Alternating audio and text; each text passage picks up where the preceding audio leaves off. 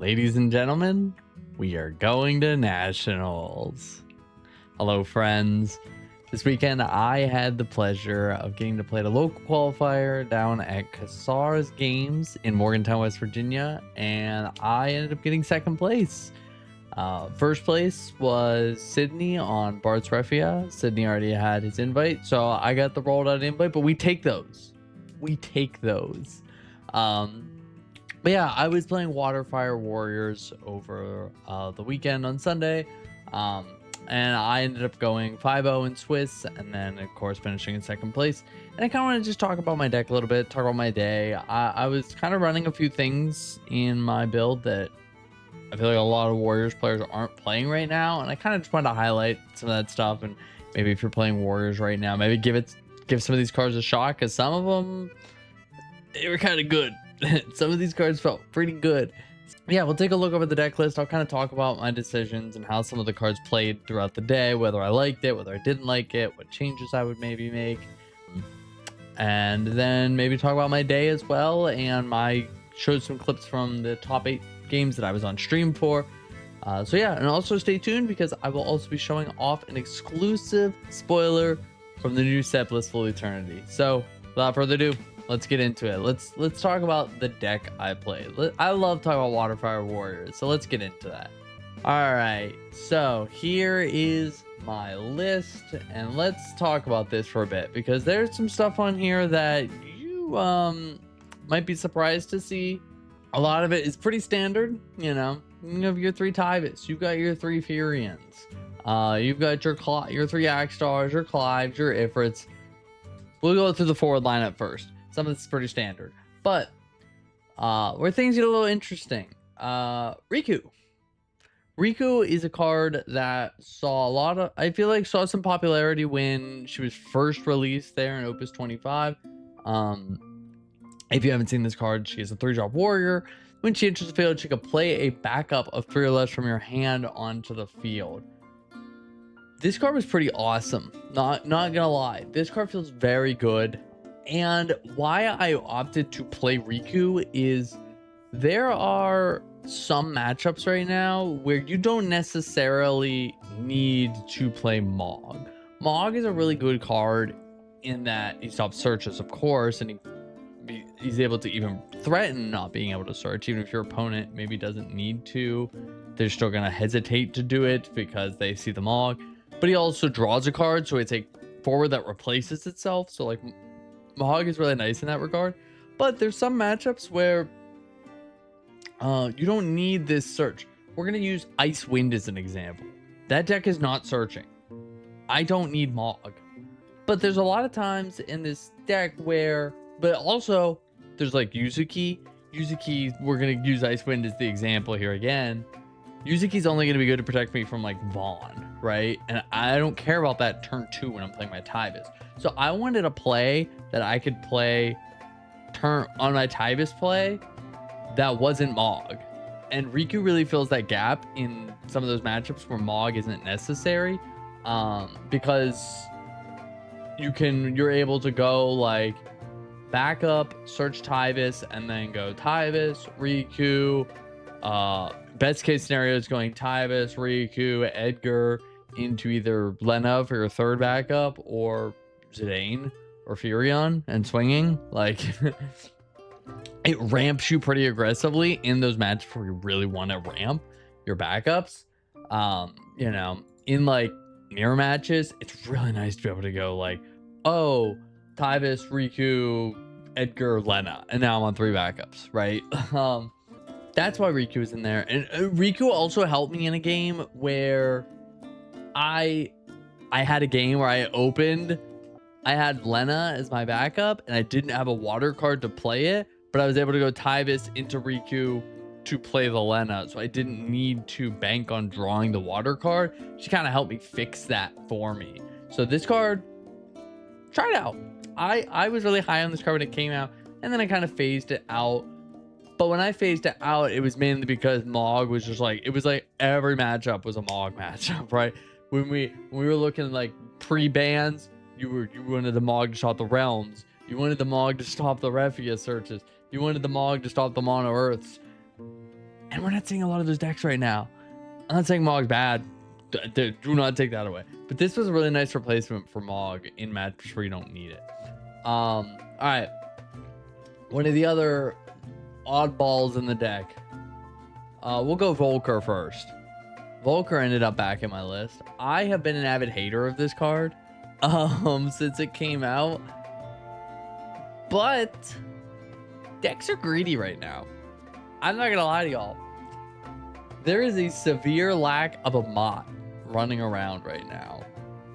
You're talking MBM, you're talking Icewind, Mono Water. Sometimes the lists are running the cancel lev, but like this card's biggest weakness is Amaterasu, and that card is not running around. It's like take advantage of the greed. Be greedy yourself. This card's sweet. And we're gonna combine this card with this guy. Literally, this guy.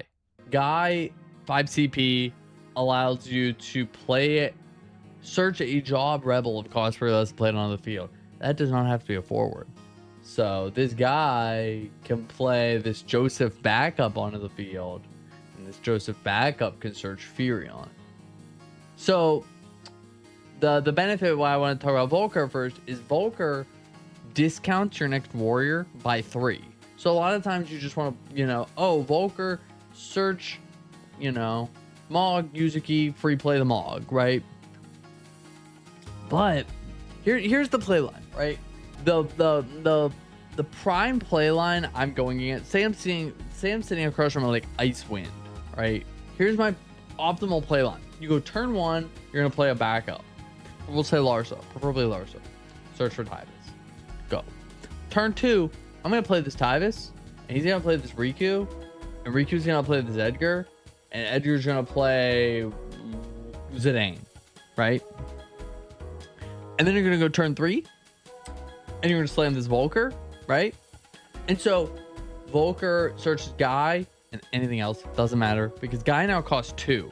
So pretend Volker now just says play a 5 cost out of your deck instead of search 2 warriors and play one of them. This thing just says play a 5 cost from your deck. So you play the Volker, and then the Volker plays the Guy, and then the Guy plays the Joseph, and then the Joseph searches the Furion, and you have a Tyvis on board, so the Tyvis can play the Furion, and you have just accelerated to 3 backups and what is it? Tyvis, Furion, Zidane, Guy, Riku, and 6 forwards on board on turn 3. Like that's really good. Like I did that. That was my round 1. I did pretty much that exact line against an MBM player, and I just like stuck a Leo next to it at the end, and I was just like, go Pinello me. I Pinello me 6 times. Like it's fine. And even in those scenarios with like Pinello, Volker also has the secret text on him of when a warrior is put for the field of the break zone, you get to ping stuff for 4K. So you then get to just start like trading little Mogs for 4K pings, which is also like it doesn't really come up too often. Usually Volker just ends up dying before it really matters, but it's still hidden text, which is cool. It allows you to kind of trade up, right? Like you can just block with Mog for 8Ks. Like that's pretty cool. So like these were super cool. Like the Guy Volker Riku was super cool. And Joseph even plays really well with the Riku because it just gives you another 3 cost to be able to because you just want to, again, I keep saying the Edgar's great play off the Riku, but even just Tyvis into Riku into Loperit felt amazing. Some of the other stuff in here we're going to look at, Phoenix. Some people play Phoenix, some people don't. I swear by this card. I think this card just gets you out of situations sometimes that nothing else in the deck will. It's nice to put, it's still ability based damage, but it's so nice to be able to just have a 9K, especially with things like Seymour running around out there. Like it is great playing against like Fire Ice when they like play a backup, go, and then they slam Seymour on you and you just go Phoenix, kill it, go. Like it feels amazing. Or even if in like MBM, where they have the Pinello online and you just go Phoenix, kill the Pinello, and it's like I have no forwards. Like, you know, so it's nice where they have that forward-based removal. Phoenix just gets you out of those scenarios sometimes. It was also really nice in like Knights format where you could just be like Phoenix, kill your Ramza, and then it's like, okay, now I will continue playing the game. The other card I wanted to point out in my list is Garland. So this kind of goes along with why this graph is in the LB. This card is phenomenal. This card is awesome. This thing gets you out of so many situations. It's like really, really shocking how sometimes I didn't even need to graph. There were times where I was just like, well, what's a good card, for example? Like, I played against, I played against Sky Pirates in top 8. You know what card really sucks? Ash. That card just actually makes the math impossible. You know what's awesome? Give me the Ash. Because it's a card that says, hey, or even like I'm going to use the example again, MBM with Pinello. You just say, oh, you have a lot of options over there, Garland. Now you have no options. Or in the Ash example, you have to make your options now because I'm taking it, you know, and then they have to do all their dolls for Ash preemptively. And that way, then I can just go, okay, which one still can die? All right, we're going to kill that one, you know? So this card was, I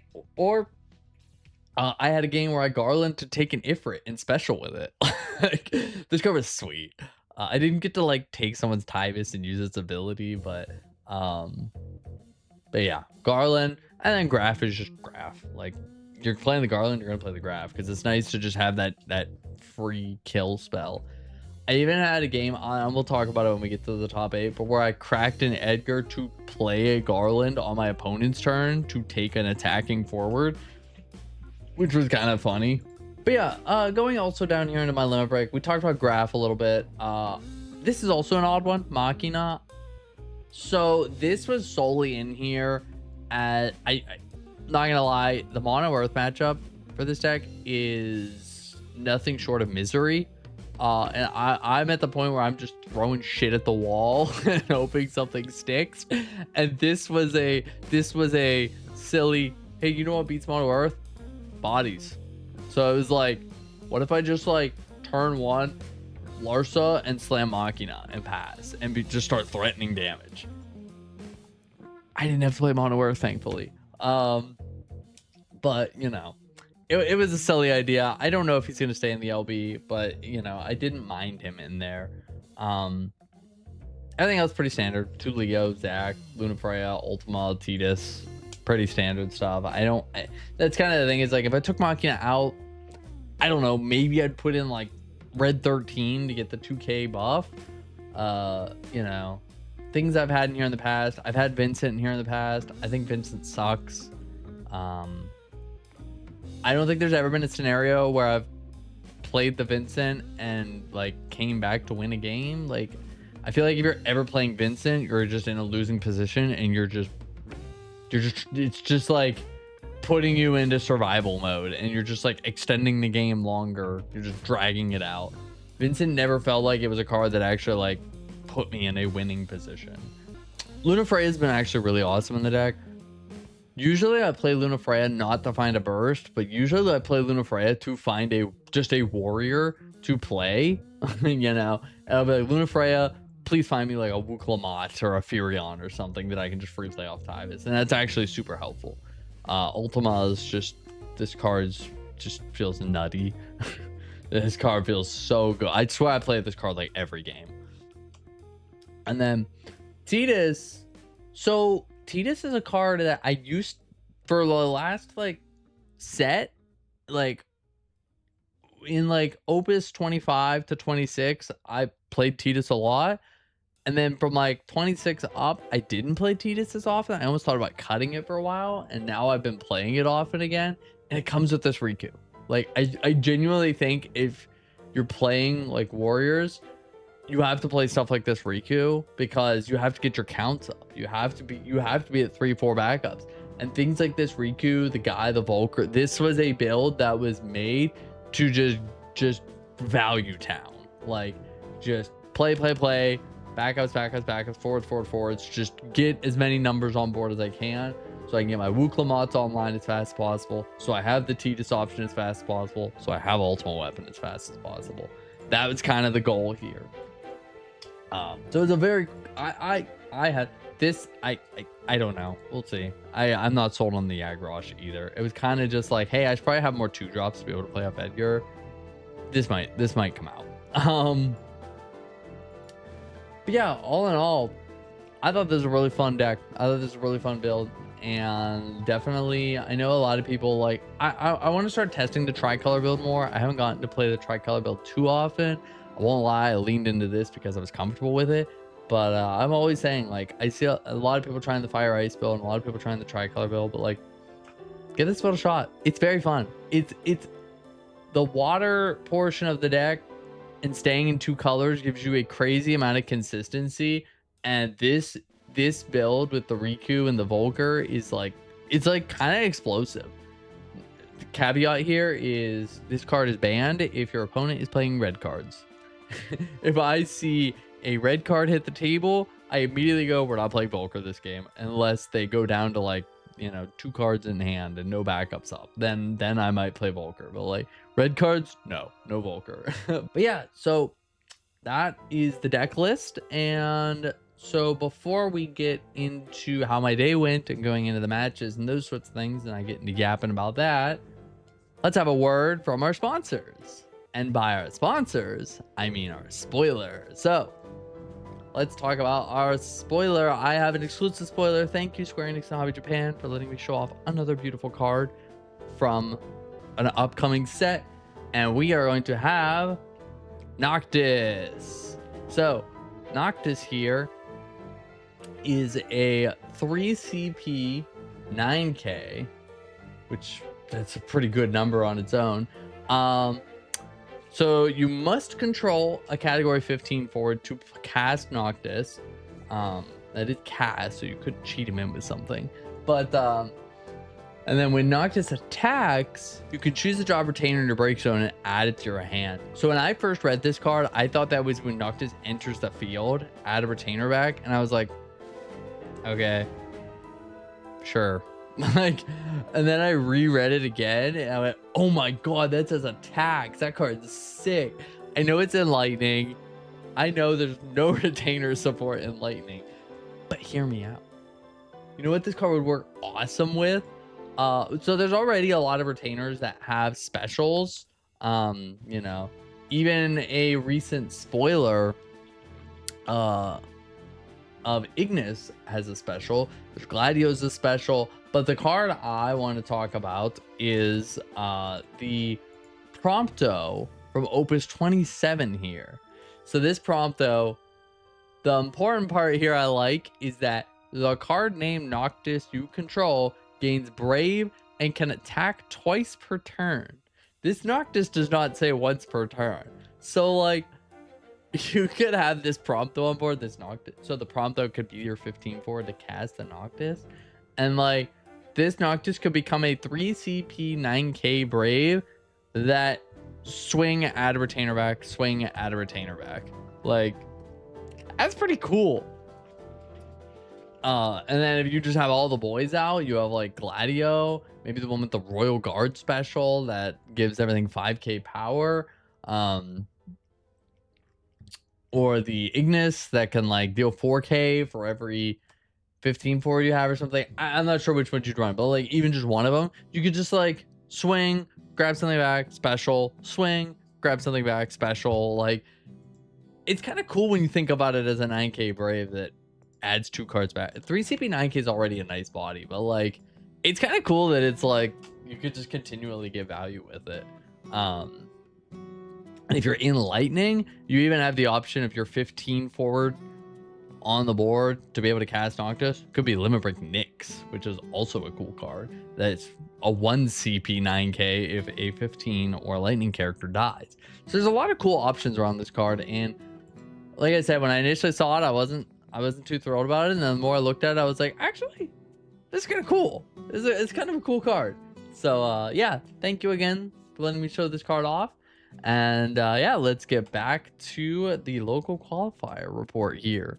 As I began to say, I finished my Swiss rounds 5-0. I played against MBM, which, like I said, the MBM matchup, I came out fast and I came out aggressive. I had the perfect line with the Tyvis Riku into something, into Volker, Guy, you know, Furion. I had the 3 backup 6 forwards on turn 3 on them, and then like as a Leda Leo next to it. Like by turn 4, I think I had like 10 forwards on board. It was like, I think I had like every forward possible in my deck on field. And then round 2, I played against, that was Fire Ice Warriors. I actually played against Fire Ice Warriors round 5 as well. I have found that matchup very favored in the Water Fire's way if it's just Fire Ice, because I think Water Fire, if you just take it slow, you will win the resource game. Like, you just can generate way more. It's usually a match where I find you try and curve out the 3 backups before playing your first Tyvis, and you have more answers to things. Like if you stick a Yuzuki, it's really hard for them to remove that. They need like Zandy. You have Kuchulain. Like, you have the best summon in the game. Round 3, I played against Dragoons. This one, you know, I got a little lucky in this one, not gonna lie. They didn't see good friend John Climus. He did not see his Alice ever.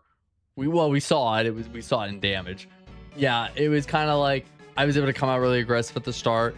He stabilized a bit, and then it was just like I just took a turn to just pause, gather my resources, and then do a big Axstar turn to just be like Axstar, hasty bodies, swing, GG. So round 4 was I played against Sydney on Bars Refia, and then round 5 again was the Fire Ice Warriors, which again, it also felt like it went pretty well. The Fire Ice Warrior matchup feels pretty straightforward for me. I feel like I was very fortunate that I believe there was 1 Mono Earth in the room. We had 31 players total for the day.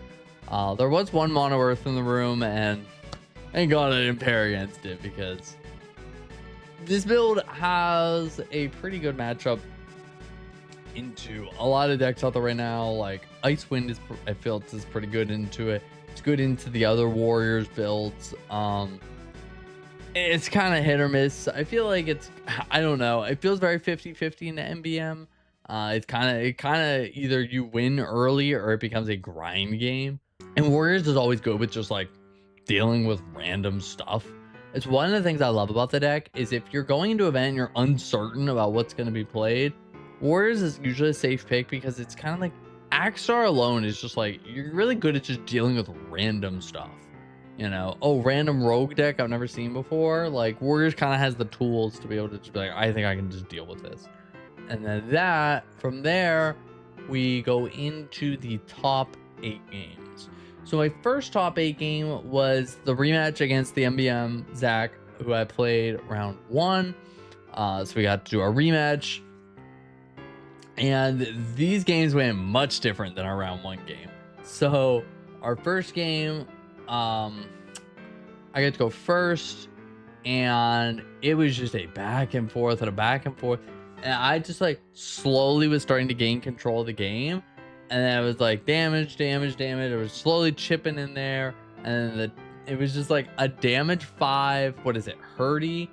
The damage 5 Hurdy that searched a Pinello just like completely turned the game upside down, and just like it just snowballed out of control at that point. I lost the game 1. That stupid Hurdy. Game 2, so so this is important. That took us like 30 minutes. No, yes, 35 minutes, I think. So we go into game 2, and this one I had the Amat for the first. I had the Amat for both Ashes, and so it was still a long grind game, back and forth, which came down to a turn, and again, it was a long grind game. It was like another 30 minutes, where it came down to he was a damage 6, and I was trying to just push for game, which I had like played. I forget the exact play line. This one wasn't on stream recorded, so like I'm just doing it off of memory, but it was like I was swinging for game. I had it exactly enough on board. I swing with an Axstar, deal 9k. The only forward he had standing was Fran, because I played the Axstar the prior turn to dull freeze the Ash and the no. And so it was like swing, deal the damage to Fran. Fran free played the ball Fear so he could block with it to stop me. And before blocks, I crack my Lopper back up to draw 2, tuck 1, and I dug into a Wook Lamont to be able to free play it to 9k off my Tyvis on board to 9k the ball Fear before it can block, and then I get the 7th point in. It was some main character energy that Lopper got. I was like, this thing just needs to find me something that can kill this ball Fear on the stack, and Wook Lamont was the exact answer. That put us into game 3 with 7 minutes left on the clock. So I was already well aware this game was going to go to damage.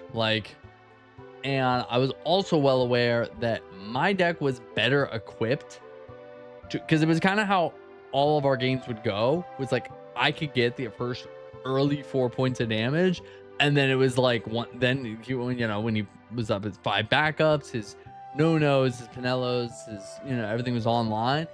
The game just would slow, and we would just back and forth and back and forth and back and forth till eventually one of us would slowly overtake. And but I felt like I was pretty well equipped to get those early points of damage in. Tried to play quickly and just got my backup down, got my Tyvis on board, and just slammed like a Clive early to swing and get in 3 points of damage with my Tyvis. I think was it a Mog? It might have been a Mog, just because I wanted to draw cards in my Tyvis or my Clive to draw 2, and just to get those 3 points of damage in. And then from that point, I was just playing protect the castle. Like I was like, I'm no longer playing to swing. All I have to do is just survive because I don't think I'm gonna win the long game.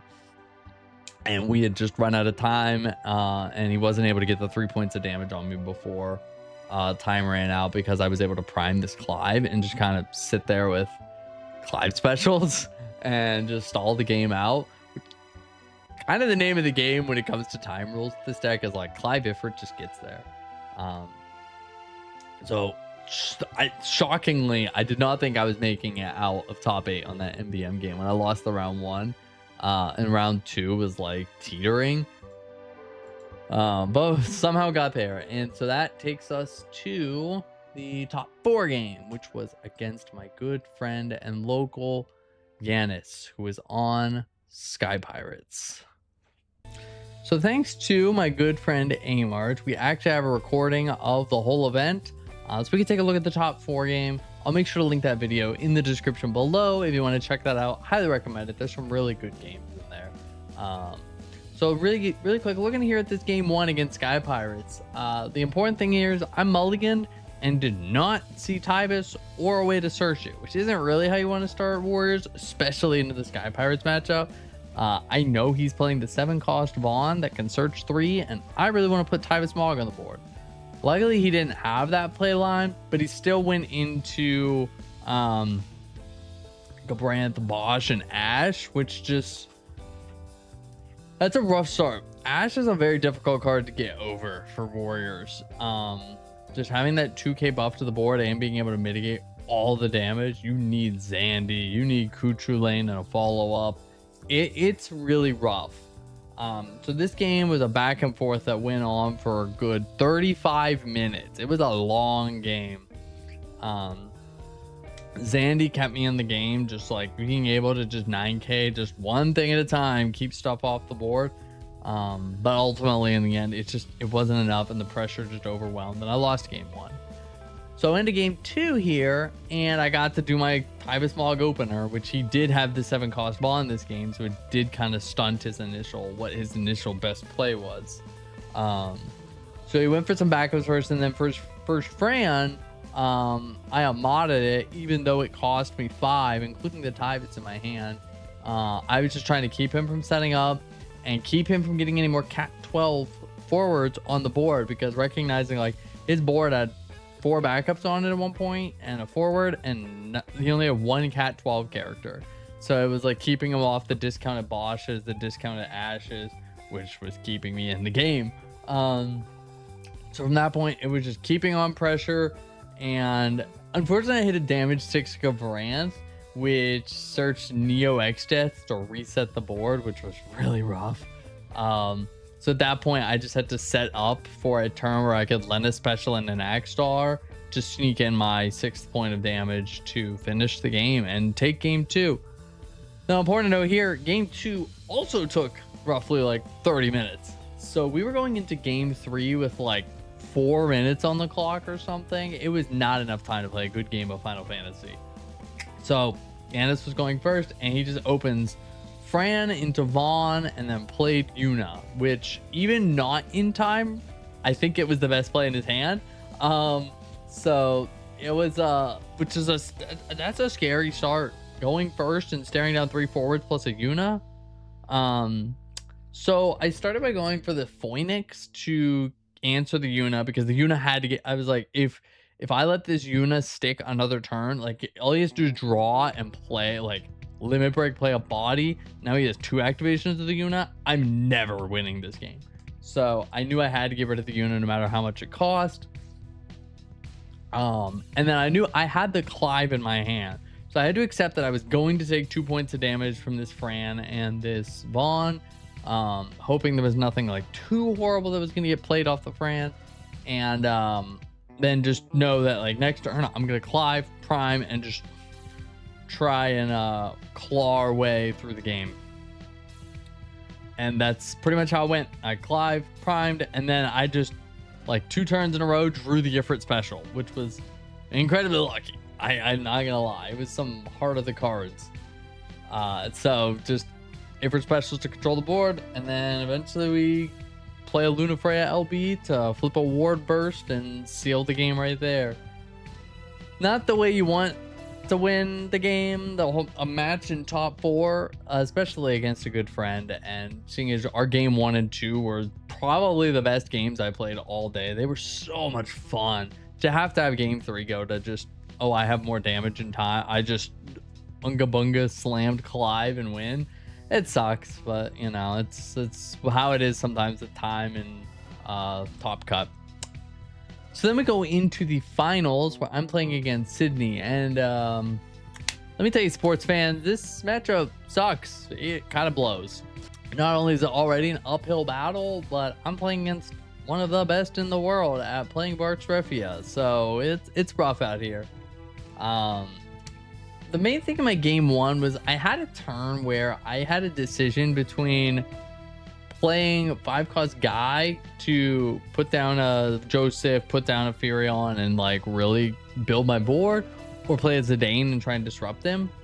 And I chose Zidane, and his hand wasn't the best, and it was one of those, like, as soon as I passed turn, I was like, yeah, I should have played Guy. Like, it was like, you know, in the moment, it felt good to be like, yeah, I'm just gonna play Zidane. I'm gonna take the 2 best Bartzes out of his hand, right, and hopefully keep him from ever getting to set up. But I think if I had gone for the Guy into the Joseph into the Furion, I would have been in a better position to have more attackers, be able to maybe reliably Tidus better. It was just one of those like hindsight plays. Telling you, every day Zidane gets lower on my list. And then we went into I end up losing game 1, and we go into a game 2, and I'm not gonna lie to you, my brain was fried at this point. And knowing that I'd already secured my invite, of course I want to win, but like, man, I missed so many like important plays. You know, like not Kuchu landing a Refia going into combat so he gets his untapped draw, and I was just like, yeah, it's like things like that would happen, and I'd be like, yeah, I'm just so tired. So I ended up losing game 2, and yeah, but again, Sydney ends up winning the event. Sydney has invite, so I ended up sealing my invite right there. So all in all, it was a fun day. It was definitely not what I expected. I kind of went into the day being like, yeah, I don't know if I'm gonna do very well, but I had a cool new build and I really wanted to try it. So I just got lucky. I didn't run into any like mono earths. So because the mono earth, not a good matchup. But yeah, let me know if you end up giving this build a try, or if you're sticking on the water fire warrior stream for me. But I guess I gotta start learning a second deck for nationals, right? We'll see what this new set brings us. But yeah, that's all for me for now though. So until the next one, take care everybody.